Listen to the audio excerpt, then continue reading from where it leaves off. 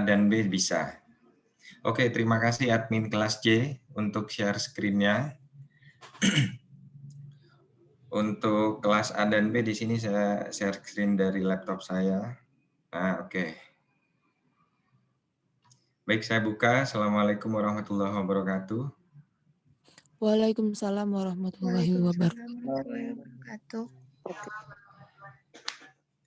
Jadi pada pagi hari ini saya bertemu 3 kelas sekaligus dengan bahasan tentang shock. Jadi mungkin ada ketidakstabilan sinyal karena yang dari HP di kelas C ini pakai kartu seluler, sedangkan yang di laptop pakai WiFi. Jadi kalau ada salah satu yang ngadat, mohon saya diinterupsi untuk dikabari. Jadi supaya sama nanti penyampaiannya. Oke, ini adalah materi kedua saya di semester 6. Dan kali ini saya akan sedikit membahas tentang shock dan penata laksanaannya. Jadi saya hanya akan sampaikan sekilas tentang macam-macam shock, patofisiologinya, dan lain sebagainya, serta penata laksanaan yang terdiri dari penata laksanaan medis dan penata laksanaan keperawatan. Oke, next di kelas C. Shock itu didefinisikan sebagai ketidakadekuatan perfusi jaringan perifer dan organ. Jadi inadequate organ and peripheral tissue perfusion. Dan dikategorisasikan berdasarkan etiologinya, dibagi menjadi beberapa shock itu, antara lain shock hipovolemik, shock kardiogenik, atau restriktif, jadi vasodilatari atau distributif. Kemudian shock is a state of cellular hypoxia. Jadi shock itu merupakan suatu keadaan di mana terjadi hipoksia sel. Jadi hipoksianya terjadi pada tingkat seluler karena ketidakseimbangan antara asupan oksigen, jadi yang dihantarkan, jadi yang didelivery, dan yang dikonsumsi. Dan paling sering terjadi most often due to a reduction in relative tissue perfusion with circulatory failure. Jadi sering terjadi karena penurunan perfusi jaringan yang berkaitan dengan sirkulasi. Sirkulasinya adalah sirkulasi darah dalam hal ini, di mana seperti kita tahu bahwa darah yang disirkulasikan itu mengikat hemoglobin, di mana hemoglobin juga nanti akan berikatan dengan oksigen yang akan bersifat sebagai nutrisi dalam tanda kutip untuk tingkat seluler. Jadi sel-sel kita membutuhkan nutrisi berupa oksigen tersebut. Shock is an important cause of intensive care unit admission and mortality. Jadi shock ini merupakan suatu keadaan yang membutuhkan perhatian khusus karena biasanya pasien-pasien yang mengalami shock dirawat di ruang intensif seperti bahasan kita minggu lalu, seperti intensive care unit atau ICU, dan juga angka kesakitannya dan kematiannya juga tinggi, with significant advances in medical care. Jadi membutuhkan tingkat perawatan yang advance atau yang lebih daripada biasanya.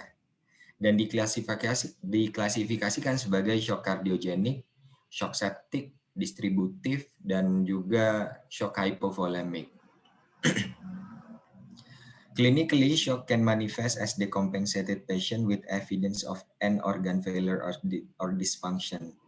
Jadi manifestasi klinis yang dapat muncul pada pasien dengan shock biasanya berupa kegagalan organ atau disfungsi dari organ tersebut. Dan shock dapat juga terjadi jika tissue is unable to utilize oxygen approximately. Shock dapat terjadi jika jaringan tidak dapat menggunakan oksigen dengan sebaik-baiknya. Jadi intinya dari shock ini adalah ketidakadekuatan atau ketidakcukupan asupan oksigen sampai ke tingkat seluler. Atau jika oksigen carrying capacity-nya tidak adekuat, as can occur with mitochondrial dysfunction or poisoning with carbon monoxide. Jadi dapat terjadi pada kondisi-kondisi seperti disfungsi dari mitokondria atau keracunan karbon monoksida atau CO. Jadi kalau kita ingat, karena tadi saya singgung bahwa shock ini merupakan suatu kondisi di mana terjadi hipoksia tingkat seluler, maka jika kita mengingat kembali materi tentang sel, ada satu organel penting di dalam sel yang berfungsi untuk respirasi sel, yaitu mitokondria. Sehingga dikatakan pada pernyataan terakhir di sini bahwa hal ini terkait atau bisa terjadi dengan adanya disfungsi dari mitokondria pada tingkat seluler tersebut. Sehingga bahasan kita pada pagi hari ini, selain definisi dan pendahuluan yang sudah saya sampaikan di slide sebelumnya, kita akan masuk pada klasifikasi dari shock itu sendiri, kemudian patofisiologinya bagaimana, monitoring, kemudian fase-fase shock, serta penata laksanaan yang terdiri dari penata laksanaan medis dan penata laksanaan keperawatan. Namun di sini sebelum saya masuk pada klasifikasi shock, di sini saya ingin mengingatkan atau mereview kembali bagi kalian semua kelas A, B, dan C tentang fisiologi kardiovaskuler. Jadi siapa mungkin perwakilan dari kalian yang ingat tentang fisiologi kardiovaskuler? Jadi darah masuk dari menuju jantung kanan, dan nanti sampai dipompa kembali ke jantung kiri. Secara singkat mungkin ada yang bisa menjelaskan? Saya silakan.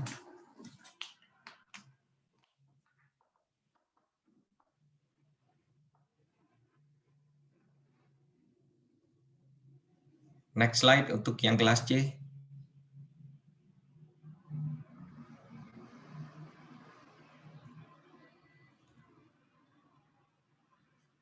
Oke, silakan ada yang masih ingat fisiologi kardiovaskuler? Karena ini erat kaitannya dengan fungsi dari sistem kardiovaskuler.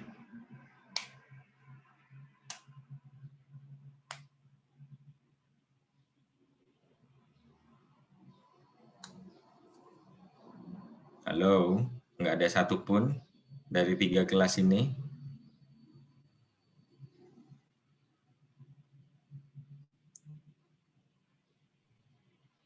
Saya Bapak ingin coba. Suaranya kurang keras. Saya Bapak. Ya boleh, suaranya mungkin bisa lebih dikeraskan lagi karena suaramu agak sayup-sayup terdengar.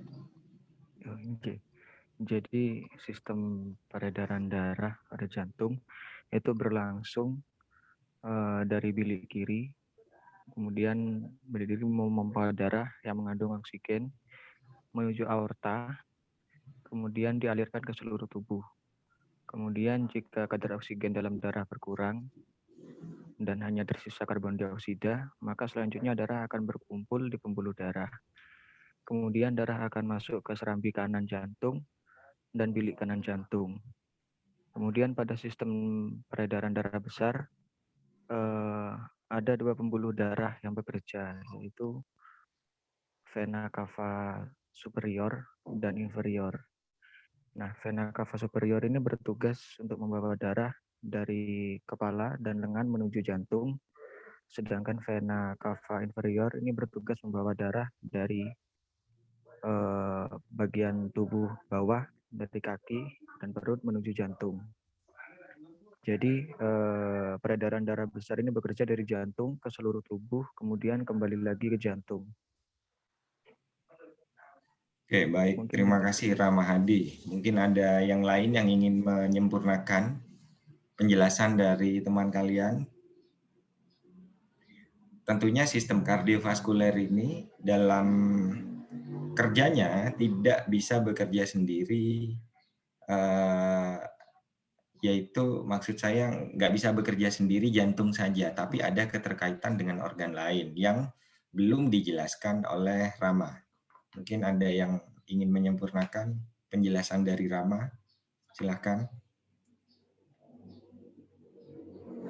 Peredaran darah pada seluruh dibagi menjadi dua, yaitu peredaran darah kecil dan juga besar. Di sini pertama saya akan menjelaskan mengenai peredaran darah kecil atau yang disebut dengan pulmoner. Sirkulasi pulmoner merupakan sirkulasi pendek yang terjadi di jantung, di mana darah dialirkan dari paru-paru kemudian mengalir ke jantung. Jantung lalu mengalirkan ke paru-paru kembali melalui sebuah arteri besar bernama arteri pulmoner. Nah, di paru-paru darah akan mengambil oksigen yang didapat dari pernapasan atau melalui proses respirasi dan melepaskan karbon dioksida dalam bentuk gas. Nah, darah yang sudah mengandung oksigen tersebut kemudian akan mengalir kembali ke jantung melalui pembuluh darah vena yang disebut vena pulmoner. Kemudian setelah itu pada peredaran darah besar sendiri apa yang disebut sebagai sistemik, darah yang mengalir ke jantung dari paru-paru sudah mengandung oksigen untuk kemudian dialirkan ke seluruh tubuh. Kemudian jantung tersebut akan memompa darah dan oksigen ini keluar yang disebut sebagai aorta. Nah, aorta di sini merupakan sebuah pembuluh darah besar di tubuh yang bercabang-cabang. Selain mengalirkan ke darah ke seluruh bagian tubuh, cabang pembuluh darah ini mengalirkan darah ke otot-otot jantung. Karena semakin jauh dari aorta, ukuran cabang pembuluh darah akan juga semakin kecil. Di setiap bagian tubuh terdapat pembuluh darah halus yang disebut juga sebagai pembuluh darah kapiler. Pembuluh darah kapiler ini kemudian menghubungkan cabang-cabang terkecil pembuluh arteri dari cabang-cabang terkecil pembuluh darah vena. Jadi pada proses pemompaan darah atau mengalirkan ke seluruh tubuh itu tidak hanya melibatkan jantung saja, tetapi juga melibatkan paru-paru. Ya, baik, terima kasih. Namamu siapa? Karena nggak kelihatan di screen saya. Mita, Bapak. Mita. Mita. Oke, terima kasih Mita. Penjelasannya cukup lengkap. Jadi seperti yang sudah dijelaskan oleh Rama dan disempurnakan oleh Mita, intinya adalah sama. Jadi tadi Rama hanya missing keterlibatan dari organ paru-paru, di mana memang untuk sistem kardiovaskuler ini kita tidak boleh terlepas dari organ paru-paru, di mana di organ tersebut ada difusi antara CO2 dengan oksigen yang nantinya oksigen tersebut akan diedarkan ke seluruh tubuh. Jadi kesimpulan dari penjelasan kedua teman kalian, Rama dan Mita, dari kedua room ini adalah bahwa darah, awalnya ya, saya akan mengurutkan berdasarkan urutan alirannya. Jadi darah datang dari seluruh tubuh, masuk ke dua vena cava superior dan vena cava inferior, seperti yang sudah dijelaskan tadi oleh Mita di kelas C. Jadi vena cava superior itu berasal dari organ mana saja, vena cava inferior berasal dari organ mana saja. Tentunya darah yang masuk ke dalam vena cava ini masih merupakan darah yang mengikat atau darah yang mengandung karbon dioksida atau CO2. Sehingga darah tersebut harus dilakukan suatu proses difusi atau ditukar muatannya dengan oksigen, di mana oksigennya didapatkan dari paru-paru. Nah, singkat cerita di paru-paru, tepatnya di alveoli, di sana itu pembuluh darahnya kecil banget di alveoli. Alveoli itu merupakan bagian dari paru-paru yang paling kecil, jadi bentuknya seperti anggur, jadi kumpulan seperti itu. Jadi kumpulan seperti balon-balon kecil yang memang nanti terjadi proses difusi atau pertukaran antara karbon dioksida dengan oksigen. Nah, tentunya kalau mau dirunut kembali, Pak, oksigennya didapat dari mana? Ya, oksigennya didapat dari proses kita bernafas seperti sekarang ini ya, inspirasi, ekspirasi. Nah, inspirasi yang kita lakukan sekarang ini nantinya di alveoli akan dilakukan difusi di tingkat darah, gitu. Di tingkat darahnya itu akan dilakukan pertukaran Jadi ditukar CO2 yang dari vena cava tersebut, vena cava masuk ke pulmonar atau paru-paru, ditukar menjadi oksigen. Kemudian setelah darah mengikat oksigen, dia akan dialirkan ke jantung kembali, ke jantung sebelah kanan, ke atrium, kemudian ventrikel, aorta, dan disebarkan kembali ke seluruh tubuh. Nanti ke seluruh tubuh, oksigen yang akan dibawa tersebut akan disalurkan sampai ke tingkat seluler. Akan ditukar ke tingkat seluler, kemudian ditukar dengan CO2 dan kembali lagi ke depan lagi. Jadi proses ini terjadi secara siklikal seperti ini, terus-menerus. Nah, dalam kondisi shock, delivery atau pengiriman oksigen ke tingkat seluler yang dipompakan oleh aorta itu nggak cukup, sehingga tubuh tidak mendapatkan suplai oksigen yang adekuat. Jadi intinya shock itu seperti itu. Oke, next slide untuk kelas C. Jadi klasifikasi shock. Jadi shock is most commonly classified into 4 different underlying subtypes with different pathophysiologies. Jadi shock itu diklasifikasikan menjadi 4 tipe sesuai dengan patofisiologi yang berbeda-beda.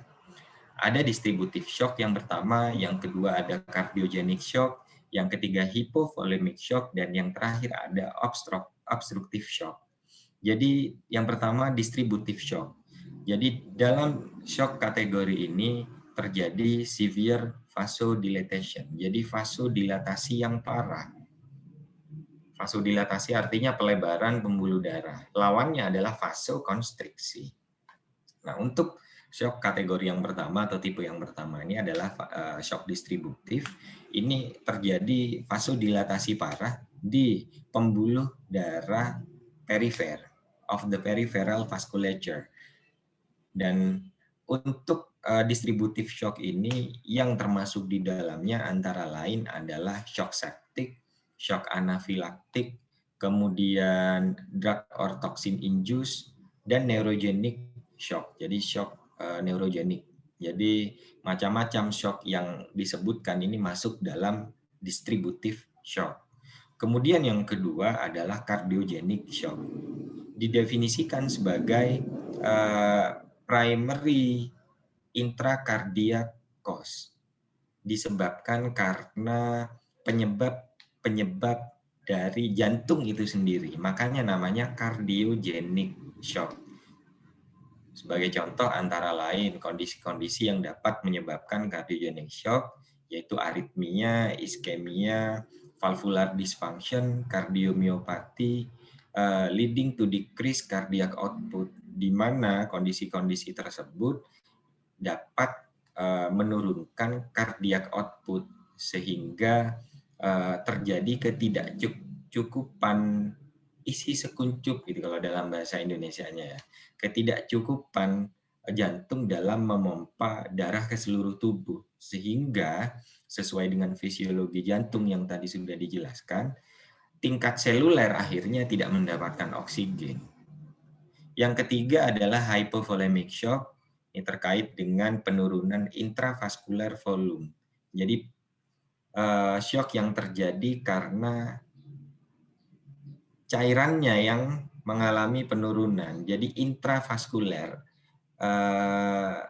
cairan yang ada di dalam pembuluh darah. Tentunya apa? Darahnya dalam hal ini cairan. Dan juga dapat terjadi karena low preload. Dan yang terakhir adalah obstructive shock. This is heterogeneous group of processes with low cardiac output due to an obstruction to forward flow. Jadi karena adanya obstruksi atau penyumbatan dari aliran darah, dari blood flow-nya. Jadi secara garis besar, secara singkat sudah tersampaikan di slide ini bahwa shock itu dikategorikan menjadi 4, saya ulangi lagi, ada distributive shock, cardiogenic shock, hypovolemic shock, dan yang terakhir adalah obstructive shock. Next slide. Nah, kita akan masuk pada penjelasan shock yang pertama, distributive shock. Jadi dikarakteristikkan sebagai excessive arterioral vasodilatation. Jadi vasodilatasi pembuluh darah arteri yang terlalu berlebihan. Jadi excessive itu terlalu berlebihan. That causes decrease in systemic vascular resistance yang dapat menurunkan SVR atau systemic vascular resistance atau resistensi aliran darah yang dapat menyebabkan hipotensi that leads to inadequate peripheral perfusion sehingga dapat menyebabkan ketidakadekuatan perfusi jaringan perifer yang dapat muncul in the presence of warm extremities yang dapat muncul berupa suatu manifestasi klinis berupa ekstremitas yang hangat sehingga sering disebut sebagai warm shock. Jadi shock yang hangat, shock hangat. Jadi distribusi shock ini kenapa disebut shock hangat? Karena munculnya manifestasi klinis berupa ekstremitas yang kalau dipegang itu hangat. Sepsis is the most common form and is attributable to dysregulation of the host response to infection. Jadi septic shock merupakan salah satu bagian juga dari distributive shock karena adanya disregulasi atau regulasi yang tidak sempurna dari kita dalam menanggapi atau merespon adanya infeksi. Jadi seperti itu, shock sepsis atau septic shock. Sedangkan shock yang dikategorikan sebagai non-infectious but overtly robust systemic inflammatory response syndrome can mimic septic physiology.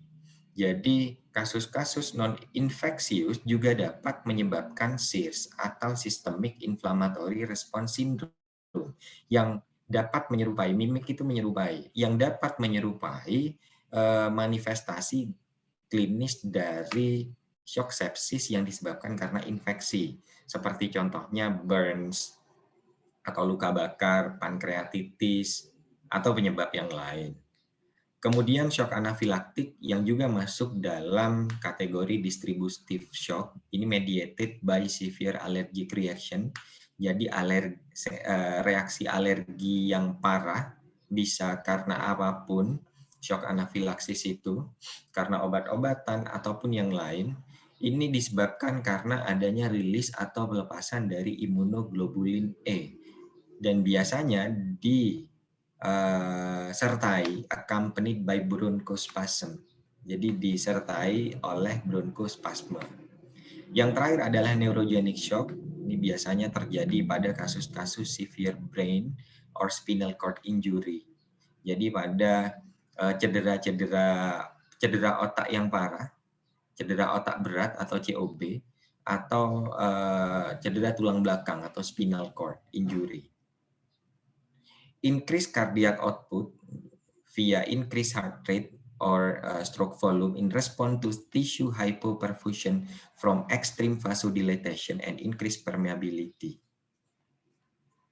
Jadi peningkatan cardiac output itu merupakan salah satu bentuk manifestasi sebenarnya, merupakan salah satu bentuk respon dari adanya hipoperfusi jaringan, dari adanya perfusi jaringan yang tidak adekuat, sehingga jantung untuk mencukupi aliran suplai oksigen sampai ke tingkat seluler, maka dia harus meningkatkan cardiac output-nya. Jadi mekanisme compensated, jadi akhirnya peningkatan cardiac output-nya itu. Masih dalam bahasan, next slide, masih dalam bahasan distributive shock. Dalam hal ini kaitannya yang termasuk di dalamnya adalah shock sepsis. Di sini dijelaskan bahwa secara umum, jadi septic shock itu terjadi pada saat di dalam tubuh ada atau sedang terjadi proses infeksi yang hebat. Nah, dikatakan proses infeksi yang hebat artinya ada mikroorganisme, entah itu bakteri, virus, jamur, ataupun yang lain, yang masuk ke dalam tubuh secara berlebihan, sehingga tubuh tidak dapat merespon dengan baik dan dapat muncul dengan manifestasi berupa shock. Nah, setiap mikroorganisme yang masuk dalam tubuh, dia itu memiliki yang namanya patogen atau associated molecular pattern.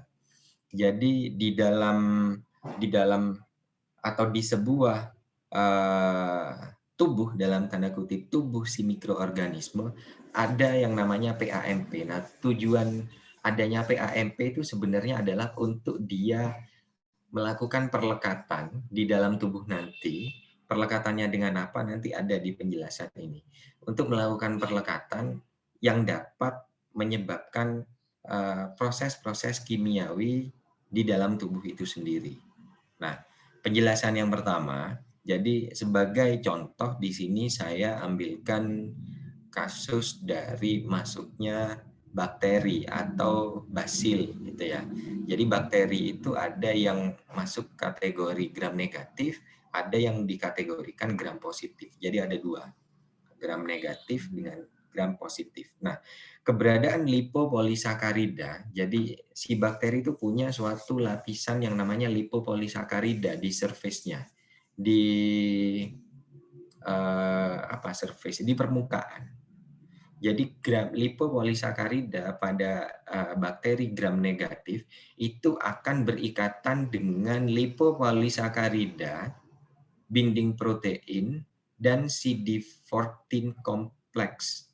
Jadi akan berikatan dengan sel imun yang ada di dalam tubuh. Tentunya mengikuti aliran pembuluh darah. Khusus untuk gram negatif Bacilli atau bakteri-bakteri gram negatif. Dia berikatan dengan lipopolisakarida binding protein dan CD14 kompleks. Dan untuk gram positifnya, lipopolisakaridanya itu berbeda melekatnya, tidak seperti gram negatif, tetapi kalau gram positif, dia akan mengikat atau melakukan ikatan dengan TLR2 dan TLR4. Jadi beda. Kalau misalnya yang masuk ke dalam tubuh gram negatif, dia akan berikatan dengan CD14, sedangkan kalau yang masuk gram positif, dia akan melakukan ikatan dengan TLR2 dan TLR4. Sehingga ikatan-ikatan tersebut, jadi kalau dia nanti akan nempel dengan sistem imun, maka akan terjadi suatu reaksi kimiawi, yaitu pelepasan sitokin proinflamasi. Sebenarnya ini proses normal, karena perlekatan tersebut merupakan suatu mekanisme yang lazim dilakukan oleh sel sistem imun tubuh kita untuk sebenarnya mencaplok si agen asing, dalam hal ini bakteri tersebut. Sebenarnya itu normal. Tetapi terkadang kondisi tubuh kita yang tidak normal, sehingga bukannya dia mencaplok, tetapi justru terjadi proses yang lain karena tubuh kita mungkin sedang tidak kuat atau tidak fit, dan proses apapun yang bisa mendasari atau underlying mechanism yang terjadi, sehingga pelepasan mediator atau sitokin proinflamasi yang terjadi tersebut akan dapat menyebabkan shock. Sehingga dikatakan dalam bagian ini, pelepasan sitokin proinflamasi akan mengaktifasi activate adaptive immune and both directly indirect host injury, dan dapat menyebabkan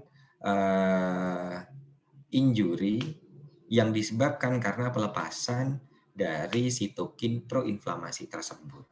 Nah, sitokin-sitokin yang dilepaskan tersebut itu akan mengaktifasi endothelial cell. Jadi penjelasan di bawahnya. Akan mengaktifasi sel endotel, menyebabkan injury pada sel endotel. Karena kenapa? Karena sudah adanya perekrutan dari sistem imun untuk menyebabkan injury, antara lain seperti neutrofil, monosit, makrofag, dan platelet, untuk disuruh melakukan ikatan, binding to endothelial cells and also activate coagulation cascade.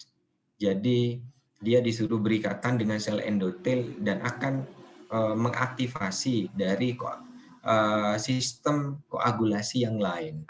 Sehingga kalau kita lihat pada gambar, proses perlekatan yang saya jelaskan tadi di awal itu akan mengikuti alur panah tersebut, activation and binding macrophage, sehingga akan dilepaskan sitokin-sitokin proinflamasi seperti yang sudah dijelaskan, plus seperti leukotriene, kemudian protease, prostaglandin, tromboksan A2. Nah, tromboksan A2 ini adalah salah satu mediator proinflamasi yang juga berperan dalam proses koagulasi cascade atau koagulasi kaskade.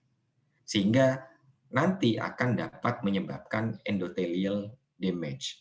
Dalam kategori distributive shock di sini, endothelial damage yang dimaksud akan dapat menyebabkan vasodilatasi hebat, severe vasodilatation, seperti yang sudah dijelaskan secara singkat di slide sebelumnya.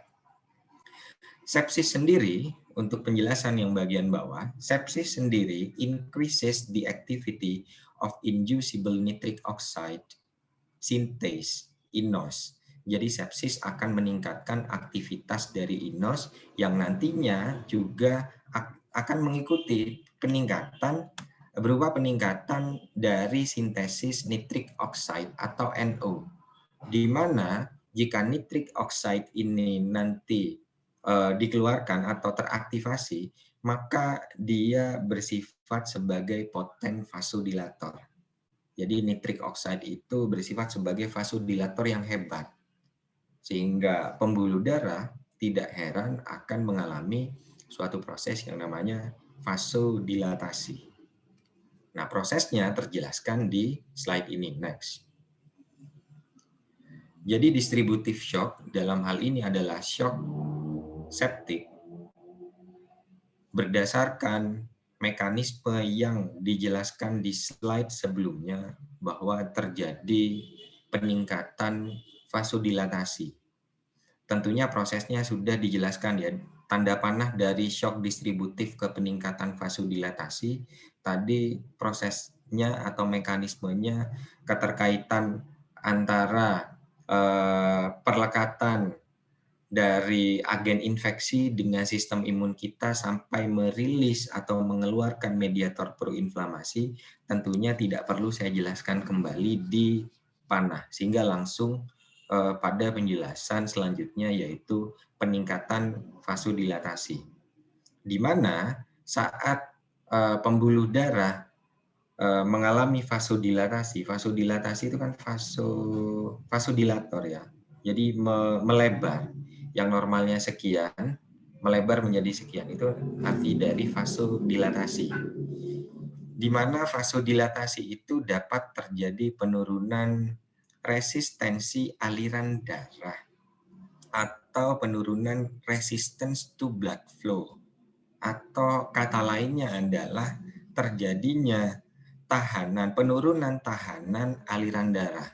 Sehingga kita bisa bayangkan bahwa pada suatu pembuluh darah yang normalnya besarnya sekian, dengan aliran darah normal, kemudian dia mengalami vasodilatasi atau melebar pembuluh darahnya, dengan jumlah darah yang tetap, kira-kira akan terjadi perubahan pada alirannya enggak?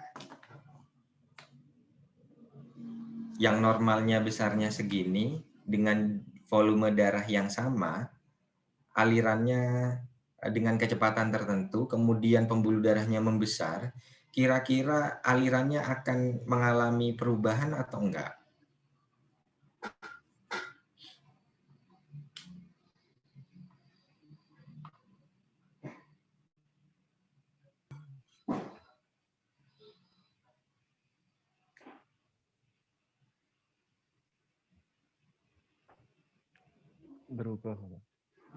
Berubah. Berubahnya menjadi seperti apa?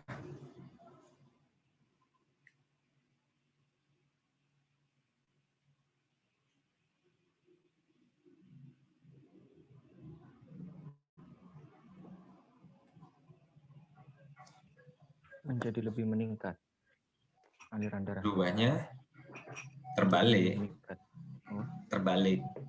Jadi karena dia pembuluh darahnya melebar, maka aliran darahnya akan semakin melambat. Karena normalnya akan kecil seperti ini dengan volumenya yang pas sebenarnya. Maka dia pada saat terjadi pelebaran pembuluh darah, alirannya akan melambat. Sehingga akan terjadi penurunan blood pressure atau penurunan tekanan darah. Normalnya seperti itu. Namun tubuh kita itu memiliki automaticity yang bagus. Artinya adalah di saat terjadi sesuatu yang di luar normal, maka tubuh kita dapat mengkompensasinya dengan cepat. Nah, mengkompensasinya dengan cepat dalam kasus ini yaitu dengan tubuh mengaktifkan saraf simpatis untuk memerintah supaya terjadi peningkatan velocity of the blood karena adanya vasodilatasi. Harus juga diimbangi dengan kecepatan yang meningkat juga. Jadi harus berimbang. Jadi ini adalah suatu mekanisme kompensasi yang dilakukan oleh tubuh dalam menanggapi suatu keadaan peningkatan vasodilatasi pembuluh darah. Sehingga apa yang terjadi? Darahnya akan lebih cepat alirannya dari biasanya untuk mengimbangi pembuluh darah yang semakin melebar. Namun, efek yang ditimbulkan karena peningkatan kecepatan tersebut akhirnya perfusi dari jaringan yang mestinya dia disampaikan ke tingkat seluler dalam durasi atau waktu tertentu, dia terlalu cepat nyampenya gitu loh. Jadi terlalu cepat, terlalu singkat sehingga menimbulkan transit time yang lebih cepat gitu loh. Sehingga contohnya seperti ini, kalau saya analogikan. Saya kurir JNE.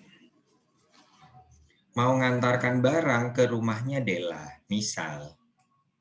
Dengan standar yang ditentukan oleh JNE untuk menyampaikan barang ini ke Della dalam waktu maksimal 10 menit. Nah, dalam waktu 10 menit ini, harapan dari kantor JNE itu, saya sudah menyampaikan barangnya kepada Della, dapat tanda tangan Della, dan lain sebagainya, sehingga barang tersebut tersampaikan dengan baik. Namun, suatu ketika ada suatu kejadian emergency, sehingga saya yang mestinya mengantarkan barang sesuai waktu 10 menit maksimal, saya hanya menerapkan 3 menit aja, jadi cepet-cepet. Sehingga ada sesuatu yang missing. Bisa jadi barangnya nyampe memang ke Della, tapi tanda tangannya Della nggak ada di record saya. Jadi analoginya seperti itu. Karena normalnya aliran darah itu dengan pembuluh darah yang besarnya normal, dia akan menyampaikan atau mendelivery oksigen ke tingkat seluler dengan maksimal. Jadi tersampaikan semua oksigennya. Nah, karena adanya mekanisme kompensasi tersebut berupa, darah, cepetin kamu karena ada vasodilatasi nih. Cepetin sekarang kerjaanmu. Jadi darah itu kecepatannya ditambah, gitu. Akhirnya di tingkat seluler oksigennya nggak tersampaikan semua. Sehingga ada yang namanya leftover oksigen. Jadi ada sisa oksigen yang dibawa oleh darah kembali ke vena cava yang mestinya secara fisiologi normal tadi di depan pada saat dijelaskan, pada saat masuk ke vena cava ke jantung sebelah kiri itu murni bawa CO2. Nah, pada kasus ini enggak. Jadi oksigen ada sisa, jadi dibawa lagi gitu loh. Jadi ada pengurangan MVO2 atau myocardial volume oxygen. Jadi ada penurunan konsumsi oksigen di tingkat jaringan. Karena adanya peningkatan kecepatan dari aliran darah. Nah, sekarang saya minta kalian semua untuk gosok tangan. Seperti ini. Yuk, biar nggak ngantuk gosok tangan. Open kamera, biar saya nggak berasa ngomong sendiri. Open kamera kalian, terutama buat yang cowok, ya. Yang bisa saya lihat nih yang cowok, Rama ini, Rama. Oke, sudah ya. Kemudian setelah sudah digosok-gosok seperti ini, tempelkan di telinga. Apa yang dirasakan di telinga?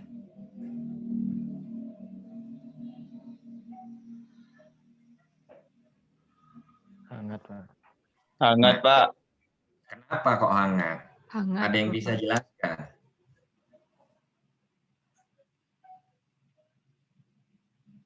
Kenapa kok kalian bisa merasakan hangat setelah kalian menggosokkan ini? Oke, nggak apa-apa yang C kalau mau off kamera, nggak apa-apa. Karena sinyalnya nggak stabil, silakan. Kenapa kok hangat setelah digosokkan gini?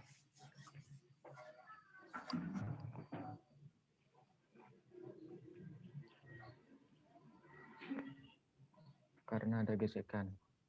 Karena adanya gesekan, betul Rama. Sehingga ini juga terjadi karena adanya peningkatan kecepatan aliran darah, sehingga darah bergesekan dengan dinding pembuluh darah cepat, serat seperti itu alirannya, dia akan dapat meningkatkan heat atau panas. Terjadi peningkatan panas.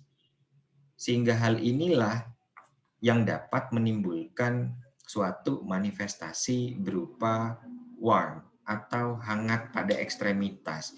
Biasanya pada kategori shock ini, jadi shock distributif, biasanya ekstremitasnya hangat.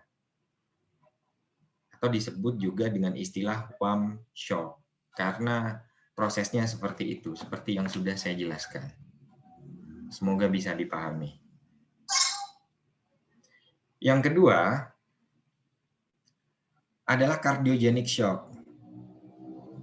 Jadi most commonly caused by IMA, infarct myocard acute atau acute myocardial infarction, but it can also result from hydrangeas to adequate cardiac filling.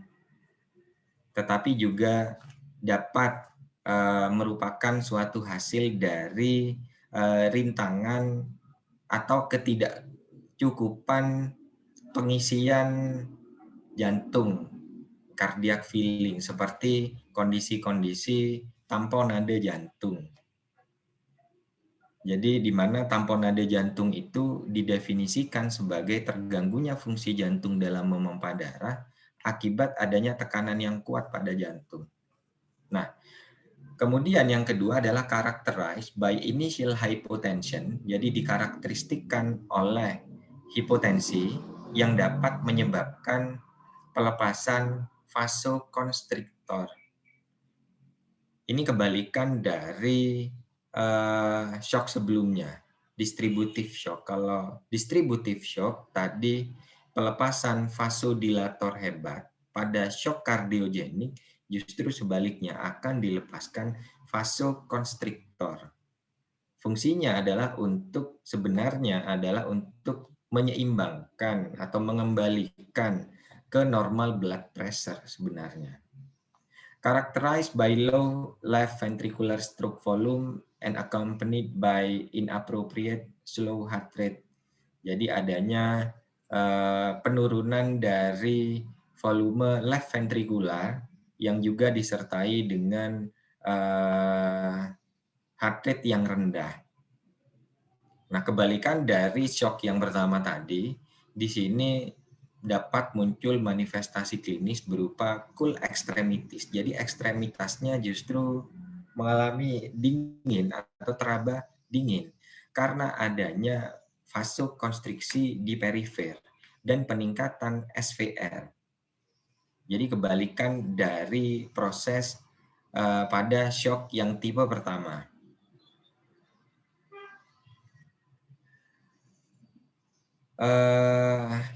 Attempt to maintain perfusion pressure characterize cardiogenic shock as well as other findings such as elevated neck vein. Jadi juga dapat disertai dengan peningkatan tekanan vena jugularis. Jadi vena jugularis itu ada yang di sini. Rails from pulmonary odem dan juga leg edema from venous pooling. If the shock is more subacute or cryptic, then the extremities may be warm. Jadi pada kasus-kasus yang, tapi sangat jarang terjadi ya, kriptik atau kasus-kasus yang samar, atau kasus-kasus subakut, bisa jadi memang agak menyamarkan dari cardiogenic shock itu. Jadi saya garis bawahi may be warm, karena bisa jadi mungkin muncul hangat, meskipun memang secara dominan untuk kasus-kasus cardiogenic shock ini yang lazim muncul adalah cool extremities. Jadi ekstremitasnya itu dingin. Next slide. Jadi pada kasus cardiogenic shock ini terjelaskan di sini. Karena adanya penurunan blood pressure, ini kebalikannya ya, penurunan tekanan darah sehingga terjadi peningkatan resistance blood flow. Di mana peningkatan resistance blood flow ini tadi dijelaskan di slide sebelumnya karena adanya pelepasan vasoconstrictor hebat, peningkatan vasoconstriction. Jadi pembuluh darahnya semakin menyempit. Nah, pembuluh darahnya semakin menyempit itu karena apa? Karena bisa efek dari pemberian katekolamin, pelepasan katekolamin antara lain seperti epinefrin, norepinefrin, ADH, angiotensin 2 yang sudah kita bahas pada obat-obatan ICU kemarin, saya tidak perlu ingatkan lagi, sehingga karena terjadi vasokonstriksi sehingga pembuluh darahnya menyempit. Pembuluh darahnya menyempit, akan terjadi penurunan blood flow. Jadi aliran darahnya juga akan semakin terhambat. Karena kenapa? Lah normalnya besarnya segini. Normalnya besarnya segini, kemudian menyempit jadi lebih kecil segini. Berarti kan ada hambatan si darah itu, sedangkan volumenya tetap, sehingga akan terjadi penurunan blood flow, sehingga perfusinya juga akan berkurang. Tetapi karena dia tidak ada kompensasi berupa peningkatan velocity of the blood, atau tidak ada kompensasi berupa peningkatan kecepatan aliran darah seperti jenis kardiogenik, seperti jenis shock sebelumnya, yaitu distributive shock, maka tidak akan ada gesekan yang berarti karena pembuluh darahnya terlalu kecil, sehingga dia jalannya udah terbatas banget si darah itu untuk nyampaikan si oksigen sampai ke tingkat jaringan. Sehingga karena terlalu lambat tersebut atau terjadi penurunan perfusi, maka akan terjadi penurunan heat atau penurunan panas. Sehingga hal inilah yang dapat menimbulkan cool atau clammy. Jadi apa ya istilahnya ya, berkeringat. Clammy itu berkeringat atau basah. Jadi bentuk ekstremitasnya dingin dan lazim disebut dengan istilah cold shock. Jadi lawan dari distributive shock yang lazim disebut dengan istilah warm shock. Jadi kalian harus bedakan antara mekanisme terjadinya distributive shock dan cardiogenic shock. Untuk next, hypovolemic shock. Ini sebenarnya adalah the simplest form of shock to treat. Jadi merupakan tipe dari shock yang paling simpel untuk dilakukan penata laksanaan. Sebenarnya seperti itu. Karena kenapa? Karena shock ini terjadi, kalau tadi kita mainnya pada pembuluh darah, distributif itu terjadi vasodilatasi, kalau kardiogenik terjadi vasokonstriksi atau mengecil, mainnya di pembuluh darah. Tetapi kalau shock hipovolemik mainnya pada darahnya. Jadi darahnya yang berkurang, isinya yang berkurang. Nggak ada gangguan sebenarnya dengan pembuluh darahnya. Reduced cardiac output also occur. Jadi dapat terjadi juga penurunan cardiac output, dan ini terkait dengan penurunan intravascular volume and low preload. Hal ini terkait dengan penurunan volume dari intravaskulernya. Jadi dari isi pembuluh darahnya itu, dalam hal ini darah. Nah, penyebabnya karena apa? Penyebabnya ada dua. Ada penyebab hemoragik dan non-hemoragik. Penyebab hemoragik jelas ya, hemoragik perdarahan. Misal seperti kecelakaan. Kecelakaan di mana ada perlukaan pada pembuluh darah besar. Sehingga banyak darah yang hilang. Nah, itu masuk dalam kategori hemoragik. Jadi penyebabnya karena kehilangan darah yang jumlahnya banyak. Jadi volume depletion atau penurunan volume darah. Atau bisa jadi juga karena adanya fluid losses from kidney.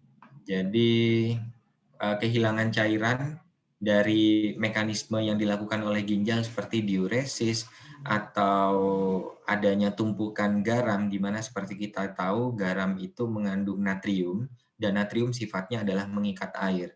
Jadi kalau ada tumpukan garam, air itu akan semakin banyak yang diikat, sehingga akan terjadi penurunan cairan yang ada di sana, fluid losses. Jadi akan kehilangan banyak cairan. Dari gastrointestinal system mungkin hilangannya cairan karena disebabkan oleh vomiting atau muntah dan juga diare, atau luka bakar pada kulit ya, luka bakar, severe burns or heat stroke. Jadi luka bakar itu kan ada derajat-derajatnya ya. Saya rasa kalian sudah menerima konsepnya. Sehingga luka bakar itu semakin tinggi persentase luka bakarnya, maka jumlah cairan yang hilang juga akan semakin banyak. Sehingga hal ini akan dapat menyebabkan shock dengan kategori hypovolemic shock. Nah, keduanya, both hemorrhagic and non-hemorrhagic shock should lead to compensatory tachycardia and peripheral vasoconstriction. Jadi, karena adanya hilangnya dari si darahnya, kan tadi saya bilang pada kategori hypovolemic shock ini kita mainnya sudah pada isinya, pada darahnya. Isinya berkurang, yang kalau misalnya kalau pakai jari nih ya, pakai jari misalnya isinya normalnya 3 untuk cukup pada pembuluh darah yang besarnya segini. Lah ini isinya berkurang drastis jadi 1, jadi seperti ini. Apa yang akan mekanisme coping yang harus dilakukan? Maka tubuh melakukan suatu mekanisme coping untuk menyempitkan pembuluh darahnya supaya ngepas sama jumlah darahnya. Nah, jadi nanti ngepas antara volume yang ada dengan besar pembuluh darahnya. Jadi compensatory tachycardia and peripheral vasoconstriction. Jadi vasokonstriksi itu dilakukan oleh pembuluh darah sebagai salah satu mekanisme untuk menyesuaikan jumlah darahnya yang berkurang. Serta dapat terjadi takikardi, peningkatan denyut nadi, di mana tujuan dari dilakukannya mekanisme coping ini adalah untuk mengimprove cardiac output and perfusion pressure. Jadi harapannya nanti adalah untuk supaya cardiac output-nya tetap terjaga meskipun jumlah darahnya sedikit, sehingga sel juga akan tetap mendapatkan oksigen meskipun ya memang jumlahnya tidak adekuat. Karena kenapa? Jumlah darahnya juga berkurang karena kehilangan melalui mekanisme baik mekanisme hemoragik maupun mekanisme non-hemoragik. Next slide. Selanjutnya adalah obstructive shock. Nah, obstructive shock ini pulmonary vascular causes. Jadi penyebab-penyebab yang berhubungan dengan vaskularisasi di pulmonar atau di paru-paru lead to right ventricle failure, jadi kegagalan jantung sebelah kanan, memompakan darah ke paru-paru, ya. And in turn, low cardiac output include pulmonary embolism. Jadi adanya penurunan cardiac output ini juga terkait oleh adanya embolisme pada paru-paru seperti trombus, kemudian udara, adanya benda-benda asing, tumor, dan cairan-cairan amniotik. Sehingga hal tersebut dapat worsening atau memperparah chronic pulmonary hypertension. Inadequate filling of left ventricle, jadi ketidakcukupan pengisian ventricle kiri dari keadaan-keadaan kondisi tamponade jantung dapat yang juga disertai dengan constrictive pericarditis, restrictive cardiomyopathy, or tension pneumothorax can lead to precipitous falls in cardiac output. Jadi dapat menyebabkan penurunan dari cardiac output.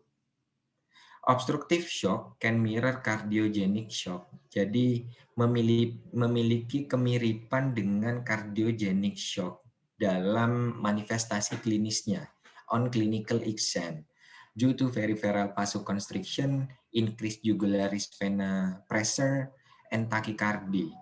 Jadi agak-agak mirip dengan cardiogenic shock karena adanya vasokonstriksi, kemudian peningkatan tekanan vena jugularis dan juga takikardi. Untuk monitoring, next. Untuk monitoring dari shock ini yang pertama adalah monitoring tekanan darah.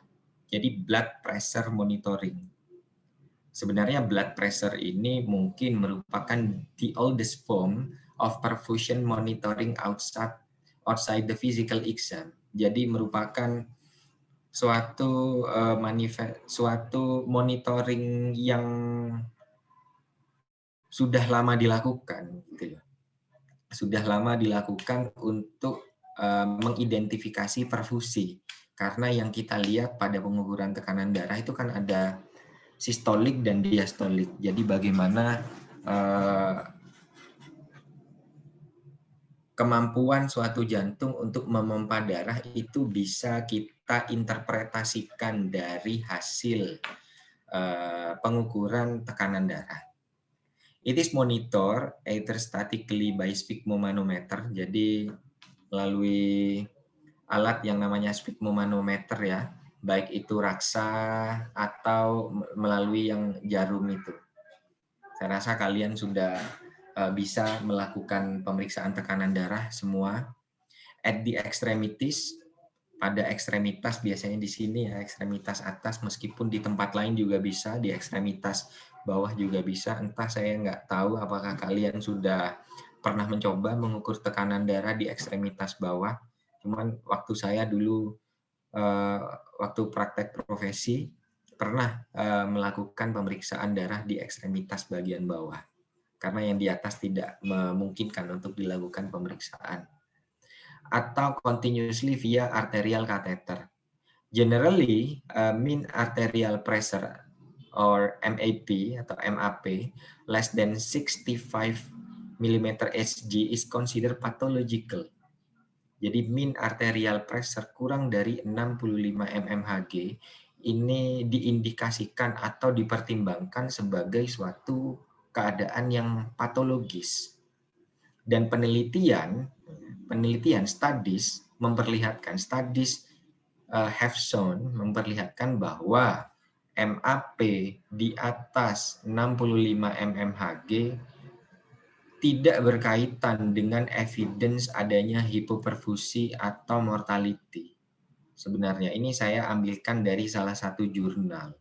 Jadi banyak penelitian dilakukan tentang MAP itu, dan dikatakan bahwa dari serangkaian penelitian atau dari kumpulan penelitian-penelitian tersebut, dikatakan bahwa MAP di atas 65 mmHg itu tidak ada kaitannya dengan hipoperfusi atau mortality atau mortalitas atau kematian.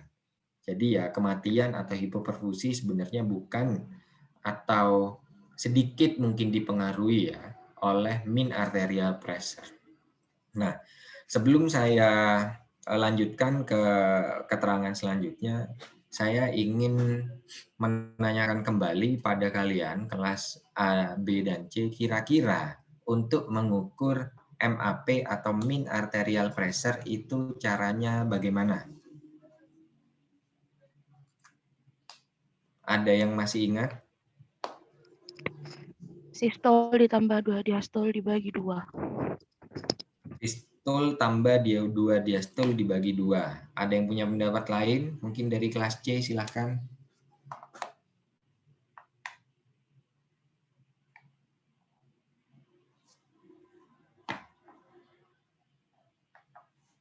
Jadi tadi katanya Nurul Alifa, untuk menghitung mean arterial pressure, sistol ditambah 2 diastol dibagi 2. Ada yang punya pendapat lain di kelas C? Silahkan, saya tunggu.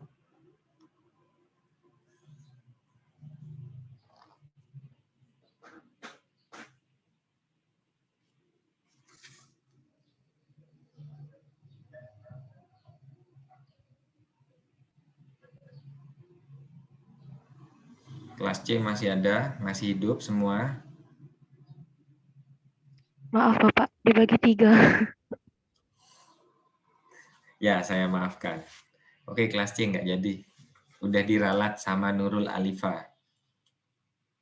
Jadi pengukuran mean arterial pressure itu adalah sistol ditambah diastol dibagi 3. Nah, interpretasi hasilnya, jadi ada memang banyak yang memiliki interpretasi hasil berbeda-beda. Ada yang bilang normalnya itu dari hasil penghitungan MAP berdasarkan rumus tersebut, normalnya 70 sampai 99. Untuk MAP 100 sampai 105 dikategorikan normal lah, tapi masih sudah masuk dalam kategori perbatasan tinggi. Kemudian 106 sampai 119 itu masuk dalam kategori hipertensi ringan stadium 1. 120 sampai 132 stadium 2 atau hipertensi sedang. Sedangkan 133 sampai 149 itu masuk stadium 3 atau hipertensi berat, dan yang hipertensi maligna atau stadium 4 jika didapatkan MAP lebih dari atau sama dengan 150 mmHg. Tentunya banyak yang menetapkan ambang atau range normal dari MAP ini sendiri. Silakan kalian mau mengikuti JNC atau Joint National Committee atau perkumpulan dari American Cardiologic Association atau yang lain, yang saya rasa mungkin Pak Cip lebih sudah menjelaskan tentang, Pak Cip atau Pak Ali ya, yang menjelaskan tentang MAP ini beserta guideline yang harus kalian ikuti itu yang mana. Silahkan bebas. Lower target and control hypotension, jadi maintaining systolic blood pressure greater than 70 mmHg, jadi may be preferable in trauma patient with hemorrhagic shock. Jadi kondisi-kondisi yang mungkin lebih baik dilakukan pada pasien-pasien yang mengalami trauma dengan hemorrhagic shock, jadi hypovolemic shock, jadi shock yang disebabkan karena perdarahan, mungkin adalah mempertahankan atau maintaining systolic blood pressure, mempertahankan tekanan darah sistoliknya lebih dari 70 mmHg. Kemudian studi lagi yang lain, RCT itu adalah randomized control trial. Jadi mengcompare, jadi membandingkan antara MAP 80 sampai 85 mmHg versus 60 sampai 65 mmHg, memperlihatkan tidak ada perbedaan signifikan pada survival pasien dengan septic shock yang diamati selama 90 hari. Jadi mau MAP-nya 80 sampai 85 atau 60 sampai 70 itu ternyata tidak ada perbedaan yang signifikan dari survival atau ketahanan pasien yang mengalami shock sepsis. Next adalah monitoring yang kedua adalah venous oxygen saturation monitoring. Jadi mixed venous oxygen saturation atau MVO2 or SVO2 is the percentage saturation of hemoglobin in pulmonary artery measured from the distal tip of pulmonary artery catheter. Jadi MVO2 atau SVO2 ini adalah persentase dari saturasi hemoglobin di arteri pulmonalis yang biasanya dapat diukur pada pemasangan atau tindakan pulmonari arteri kateter atau PAC. Nanti gambarnya ada di bawah. Penurunan SVO2 is a sensitive marker of decreased cardiac output. Jadi penurunan saturasi oksigen ini merupakan marker atau penanda yang sensitif pada tubuh bahwa sedang terjadi penurunan cardiac output. Kemudian SVO2 drops in cardiogenic shock, jadi penurunan saturasi oksigen pada kasus-kasus shock kardiogenik ini disebabkan karena transit time of the blood in peripheral vasculature is prolonged. Jadi transit time-nya itu mengalami perpanjangan di bagian perifer. Sedangkan sebaliknya, in distributive shock, SVO2 atau saturasi oksigen is usually greater than 70%. Biasanya lebih tinggi atau lebih besar dari 70% yang disebabkan karena kegagalan jaringan perifer untuk menggunakan oksigen and microcirculatory shunt. Jadi kembalinya ke mikrosirkulasi. Dan very high values, jadi peningkatan lebih dari 90% berhubungan atau associated with worse outcome. Jadi akan semakin memperparah keadaan. Yang ketiga adalah measure of central vena pressure atau CVP dengan range normal 5-7 mmHg in adult pada dewasa. Secara spontaneously breathing patient while supine. Jadi dapat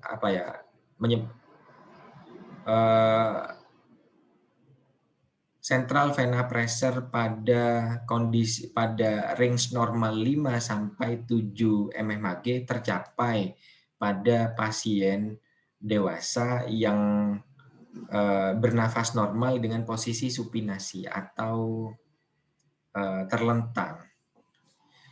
NCVP is elevated in obstructive or cardiogenic shock, jadi meningkat pada kasus-kasus obstruktif dan cardiogenic shock, dan dia juga dapat menurun pada kasus-kasus shock septic dan shock hypovolemic.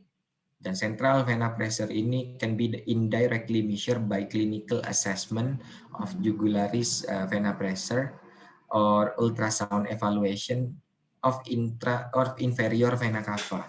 Jadi central vena pressure ini secara langsung dapat diukur melalui assessment atau pengkajian dari central jugularis vena pressure. Jadi di sini ya penurun tekanan vena jugular atau melalui ultrasound jadi USG pada vena cava inferior.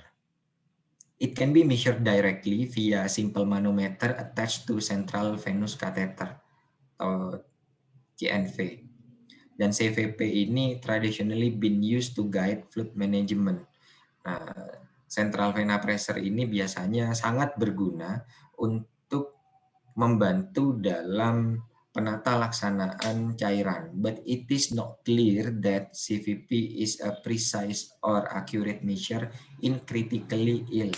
Tetapi masih belum diketahui pasti bahwa CVP ini dapat dilakukan untuk guideline fluid management pada pasien-pasien yang masuk dalam kategori pasien kritis.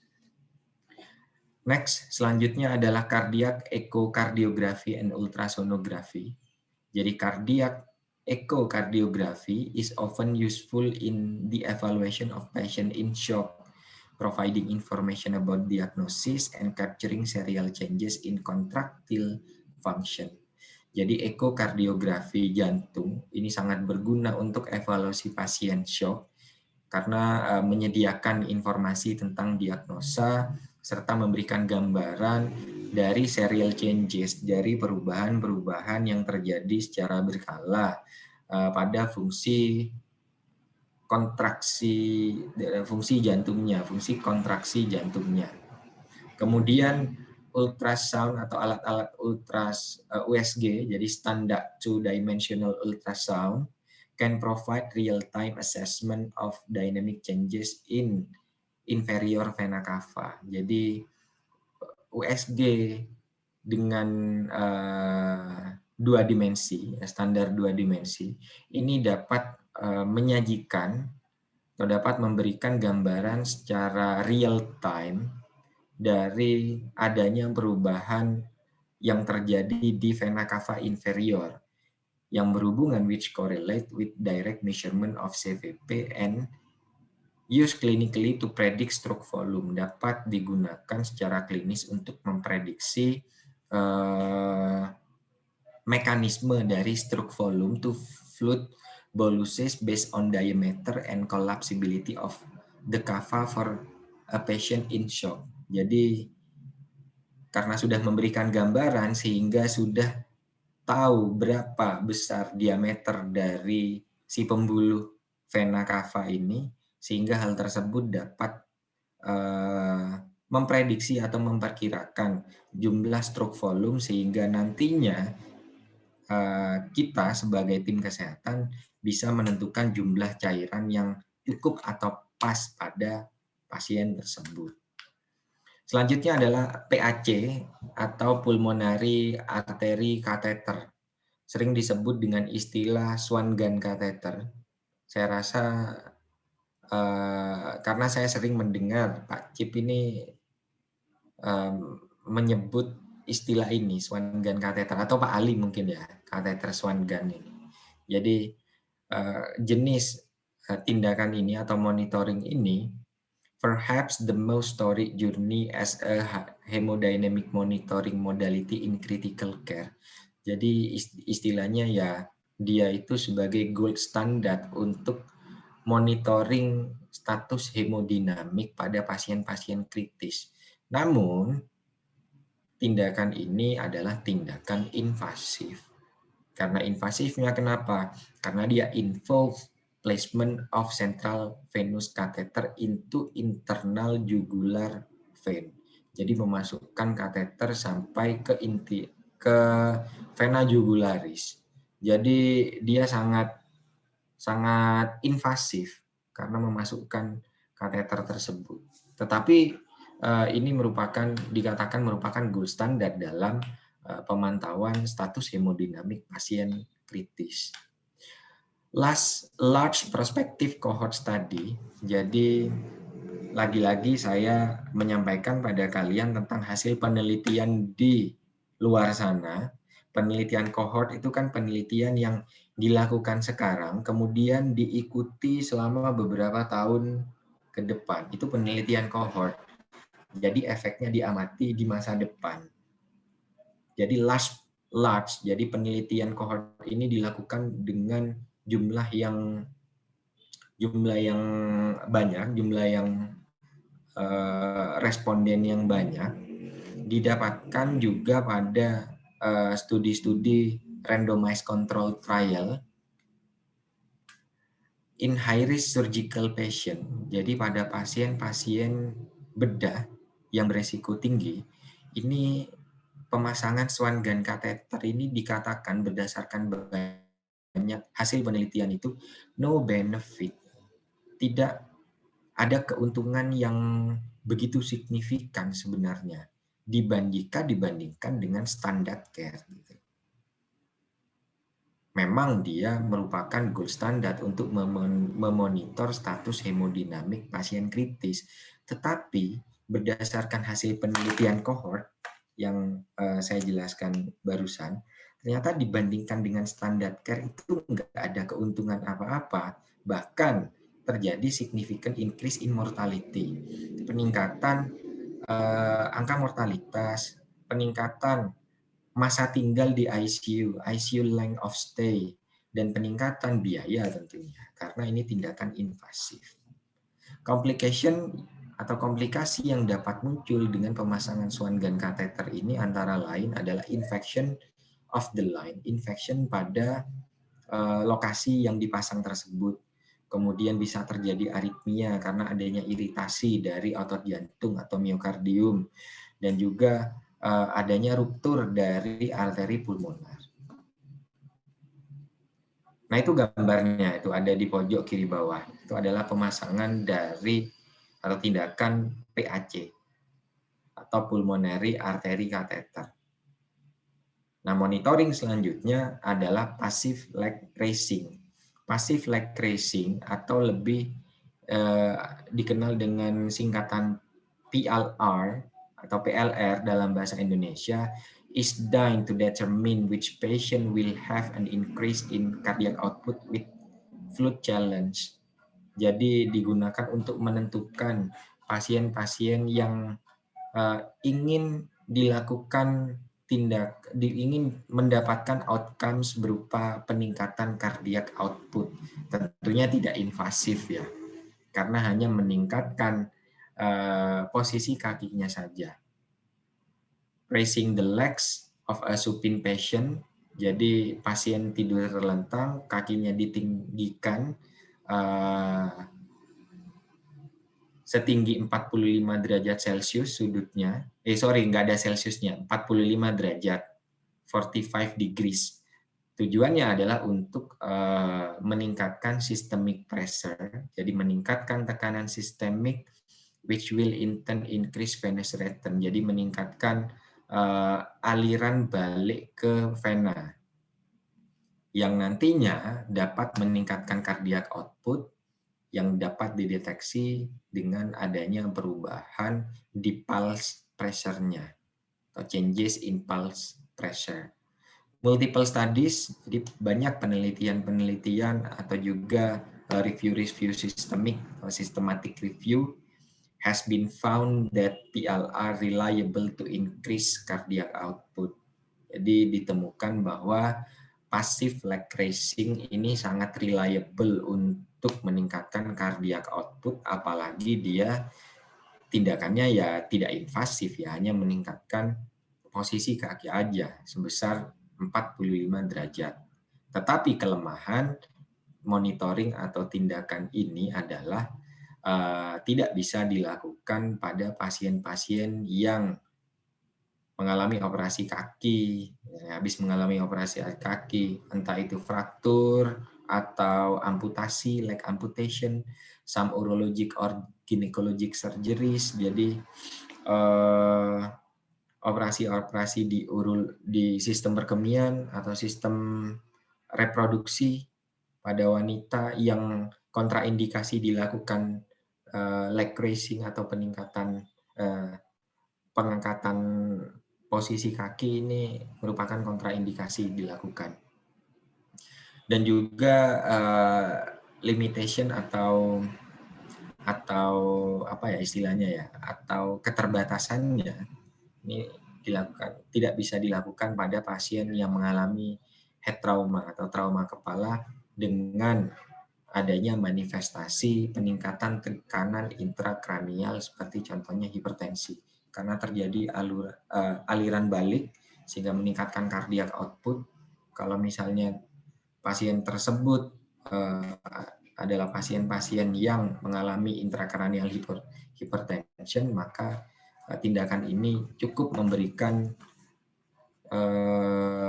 manifestasi akan menambah atau memperparah kondisi dari hipertensi intrakranialnya tersebut.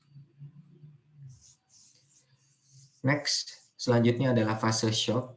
Jadi fase shock di sini ada 3 fase. Di sini saya akan jelaskan satu persatu beserta penata laksanaan medis dan penata laksanaan keperawatannya. Nah, untuk fase yang pertama, fase kompensatori, jadi tekanan darah ini masih dalam batas normal. Jadi fase shock yang pertama masih terkompensasi, masih normal tekanan darahnya. Namun, pasien menunjukkan berbagai tanda klinis berupa ketidakadekuatan perfusi organ, sehingga karena perfusi organnya tidak adekuat, oksigen yang disampaikan ke seluler itu nggak cukup, sehingga akan memicu terjadinya suatu metabolisme anaerob. Karena kalau metabolisme aerob itu kan mutlak butuh oksigen. Kalau oksigennya berkurang, kalau oksigennya tidak cukup, sedangkan metabolismenya masih harus tetap dilakukan, maka mau tidak mau tubuh harus melakukan suatu metabolisme dalam tingkatan anaerob, di mana kompensasi yang terjadi pada saat tubuh melakukan metabolisme secara anaerob akan terjadi penumpukan asam laktat. Jadi normalnya memang seperti itu. Sehingga kalau terjadi penumpukan asam laktat, maka akan timbul suatu keadaan yang namanya asidosis metabolik. Vasokonstriksi, peningkatan frekuensi, dan kontraktilitas jantung berpengaruh dalam mempertahankan curah jantung yang adekuat. Ini diakibatkan oleh stimulasi saraf simpatis dan pelepasan katekolamin. Redistribusi aliran darah terjadi untuk memastikan pasokan darah yang adekuat ke otak dan jantung. Darah dialihkan menjauh dari organ-organ yang tidak penting dalam tanda kutip. Jadi saya ketik tidak pentingnya itu dalam tanda kutip, karena dibandingkan dengan yang lebih penting gitu loh. Mestinya semua organ itu penting di tubuh kita. Namun dalam konteks ini, organ-organ yang tidak penting dalam tanda kutip itu seperti kulit, ginjal, paru-paru, dan saluran cerna. Sehingga sebagai akibatnya kulit pasien itu akan terasa dingin karena darah dialihkan menjauh dari organ-organ ini gitu loh. Bising ususnya hipoaktif dan haluan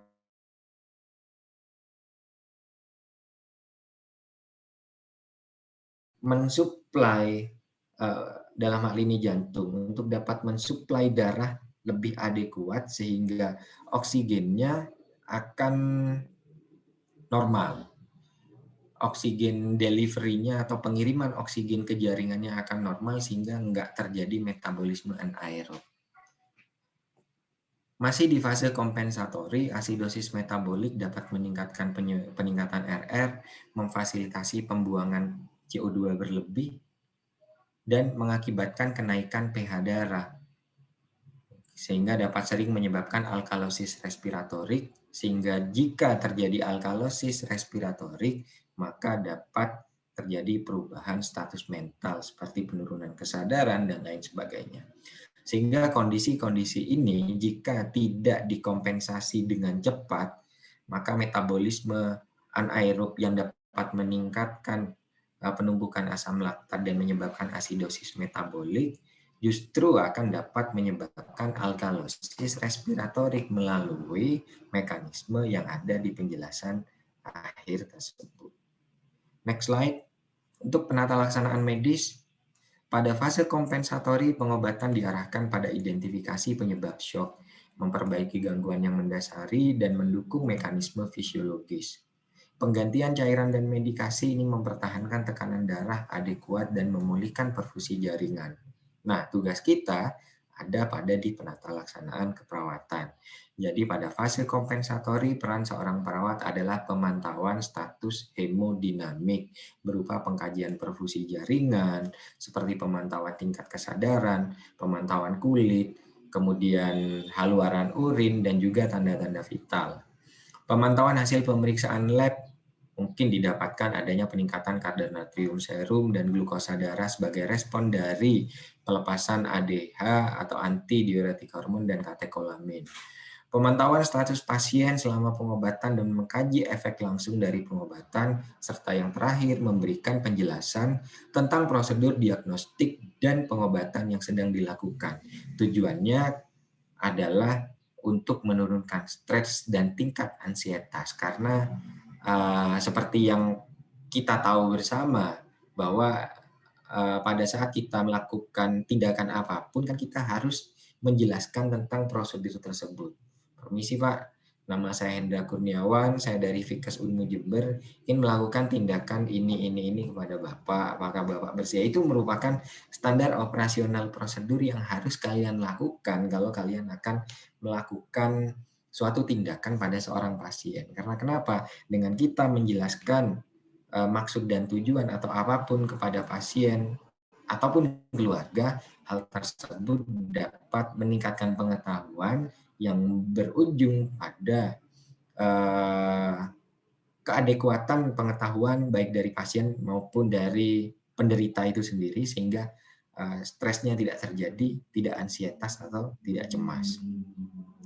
Next, fase yang kedua adalah fase progresif, di mana pada fase ini mekanisme yang mengatur tekanan darah tidak mampu untuk terus mengkompensasi dan MAP atau mean arterial pressure turun di bawah batas normal dengan tekanan darah sistolik rata-rata kurang dari 80 sampai 90 mmHg. Hipoperfusi atau perfusi yang tidak adekuat menjadi penyebab utama terganggunya semua organ. Saya rasa sudah terjelaskan di penjelasan sebelumnya. Jantung bekerja keras menjadi iskemik sehingga dapat terjadi gagal pemompaan jantung atau kondisi dekompensasi kordis jantung, dan fungsi otoregulasi mikrosirkulasi gagal berespon terhadap berbagai mediator kimiawi yang dilepaskan oleh sel-sel. Terjadi peningkatan permeabilitas kapiler sehingga cairan merembes dari kapiler dan lebih sedikit jaringan yang kemudian digantung. Ini pada fase kedua atau fase progresif. Penata laksanaan medisnya tergantung pada tingkat dekompensasi yang telah terjadi dalam sistem organ. Yang kedua, penggunaan cairan intravena yang sesuai dengan medikasi atau obat-obatan untuk memulihkan perfusi jaringan. Ini melalui yang pertama, pengoptimalan volume darah.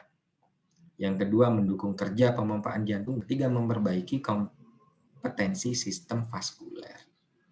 Yang terakhir dari pelaksanaan medis adalah dukungan nutrisi dan penggunaan obat-obatan H2 blocker atau penghambat H2 seperti simetidin dan ranitidin, di mana fungsi dari H2 blocker ini adalah untuk mengurangi sekresi asam lambung, sehingga harapannya nanti dengan diberikan nutrisi yang adekuat serta obat-obatan yang dapat menurunkan sekresi asam lambung, nantinya dapat mengurangi resiko perdarahan gastrointestinal. Next, untuk penata laksanaan keperawatannya adalah pemantauan ketat hemodinamik, EKG, gas darah arteri, kadar elektrolit serum, dan perubahan fisik dan mental. Nah, untuk gas darah arteri secara konsep mungkin atau sudah pasti, sudah bisa saya pastikan secara konsep sudah diberikan oleh Pak Ali mungkin ya, untuk bagaimana cara mengambil darah arteri. Namun kalau prakteknya saya belum tahu apakah kalian melakukan praktek di laboratorium tentang cara mengambil darah arteri. Sudah atau belum pernah dilakukan untuk praktikumnya maksud saya? Belum, Pak. Belum ya. Kalau untuk darah vena udah.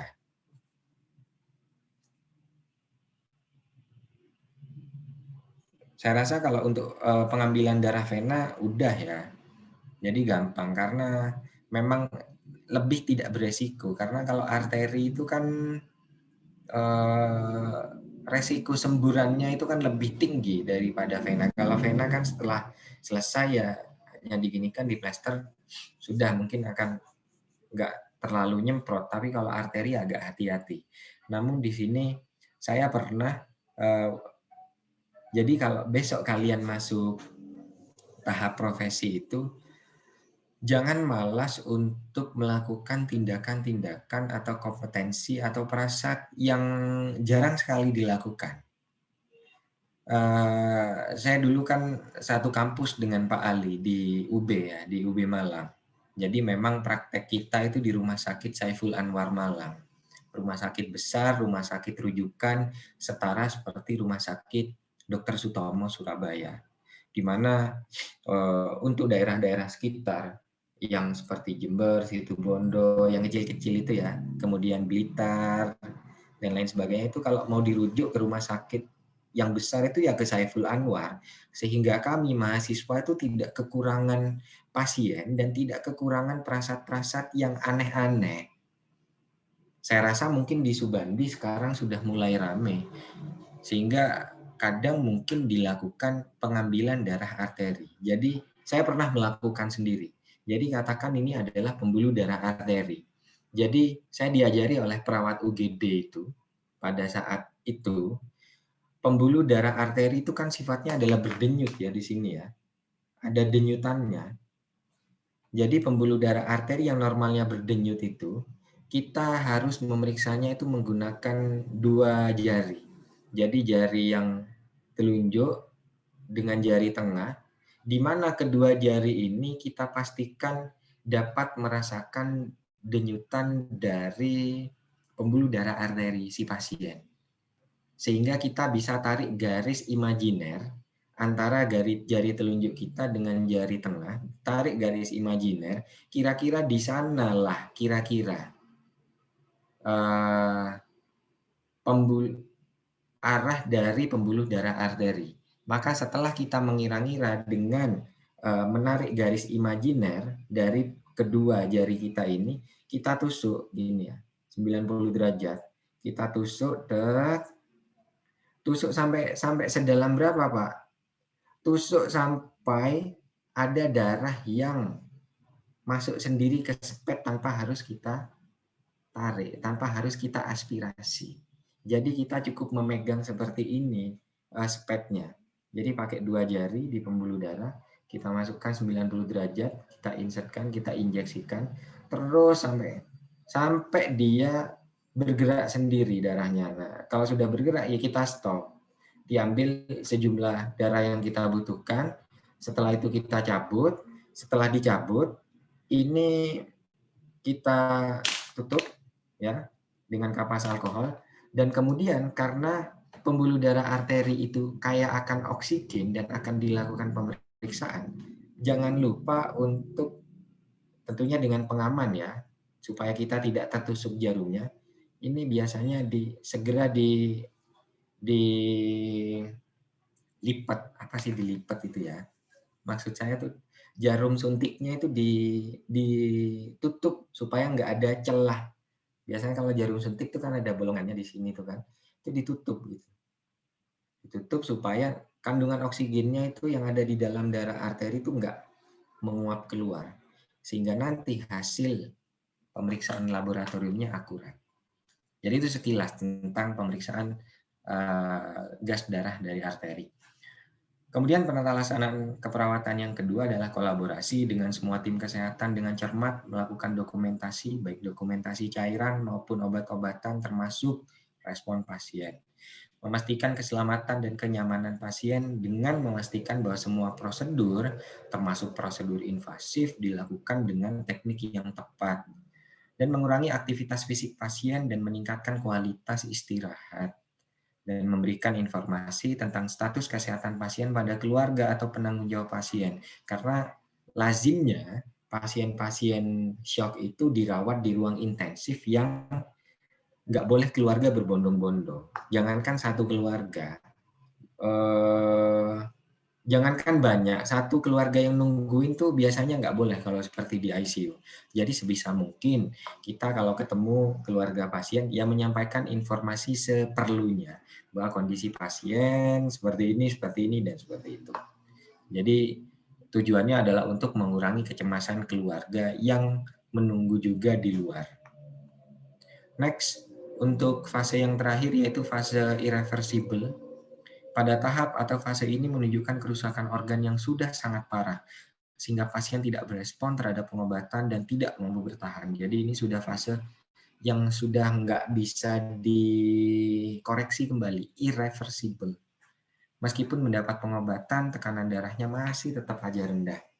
Bisa terjadi gagal ginjal dan hepar komplit plus pelepasan toksin jaringan nekrotik sehingga terjadi asidosis metabolik hebat. Karena terjadi asidosis metabolik hebat tentunya akan didahului oleh metabolisme anaerob sehingga dapat memperburuk asidosis laktat karena terjadi penumpukan asam laktat yang tinggi, yang banyak. Kegagalan multi organ dapat terjadi sebagai progresi sepanjang continuum shock. Untuk pelaksanaan medisnya, penata laksanaan medis pada fase ini biasanya sama dengan fase progresif sebelumnya, dan meskipun shock pasien dapat berkembang ke tahap ini, penilaian bahwa shock adalah irreversibel hanya dapat dibuat secara retrospektif dengan dasar dari kegagalan pengobatan. Jadi pasien-pasien yang tidak berespon terhadap pengobatan dan kondisinya semakin menurun, semakin parah, bisa masuk atau ditingkatkan fasenya menjadi fase irreversibel. Untuk penata laksanaan keperawatannya yaitu pelaksanaan modalitas pengobatan, jadi ya tetap memberikan pengobatan kepada pasien selama pasiennya masih hidup, meskipun tidak memberikan respon atau memberikan perbaikan dalam pengobatan yang diberikan. Pemantauan kondisi, mencegah komplikasi, perlindungan dari cedera dan memberikan kenyamanan, serta menjelaskan prognosis pada keluarga pasien, dan penata laksanaan spiritual. Jadi disesuaikan dengan religion atau agama yang dianut oleh pasien. Jadi mungkin dihadirkan guru-guru spiritual dalam fase ini untuk memenuhi kebutuhan spiritual dari pasien maupun dari keluarga. Saya rasa kalian anak Fikes Unmu sudah dibekali dengan bagaimana cara merawat pasien terminal dengan memberikan penata laksanaan spiritual dalam konteks keperawatan, dalam konteks agama Muslim. Mungkin kalau kalian besok menemui pasien yang agamanya non-Muslim, mungkin bisa ditawarkan pada keluarga untuk mendatangkan guru spiritual sesuai keyakinan si pasien. Yang terakhir adalah multiple organ failure, jadi kegagalan multi organ. Jadi ini merupakan komplikasi dari semua bentuk shock dan semua sistem organ mengalami kerusakan akibat hipoperfusi yang adekuat. Jadi perfusi yang rendah itu terjadi secara terus-menerus.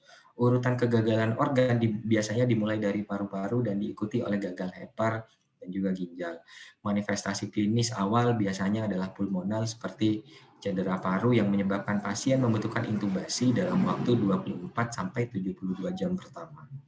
Kemudian dilanjutkan oleh manifestasi yang sifatnya tersembunyi, di mana sering terjadi pada shock septik dan secara progresif tidak teratasi dalam kurun waktu 1 bulan. Pada tahap ini terjadi hipermetabolik yang ditandai dengan hiperglikemia, hiperlaktatemia, dan poliuria.